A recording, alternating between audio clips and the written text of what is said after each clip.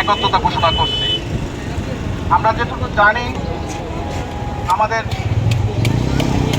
মাননীয় এমপি মহোদয় বিভিন্ন জায়গায় স্থান নির্ধারণের জন্য প্রস্তাবনা পাঠাইছে, কিন্তু আমরা এই কথাগুলো আমরা বহুবার আমরা চাই যত দ্রুত পারে এই বাস্তবায়নের জন্য আমাদের এই আজকে এই মানববন্ধন।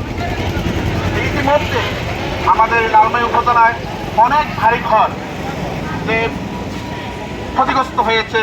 এই কিছুদিন আগেও কারণ সর্দার নামে এক ভদ্রলোকের প্রায় 30 লক্ষ টাকা তার ক্ষতিগ্রস্ত সে হয়েছে। আজকে যদি আমাদের লালমাই উপজেলা যদি একটি ফায়ার সার্ভিস স্টেশন থাকতো, তাহলে এই এত বড় ক্ষতিগ্রস্ত হওয়ার সম্ভাবনা থাকতো না। তাই আমি এখানে আমার লালমাই প্রেস ক্লাবের সেক্রেটারি কামাল ভাই আছেন এবং আমাদের বিভিন্ন রাজনীতির নেতৃবৃন্দ আছেন, ছাত্রছাত্রী থেকে শুরু করে সকলে এখানে উপস্থিত আছেন।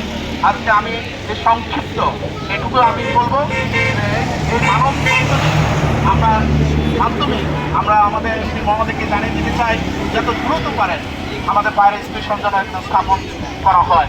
ধন্যবাদ সকলকে।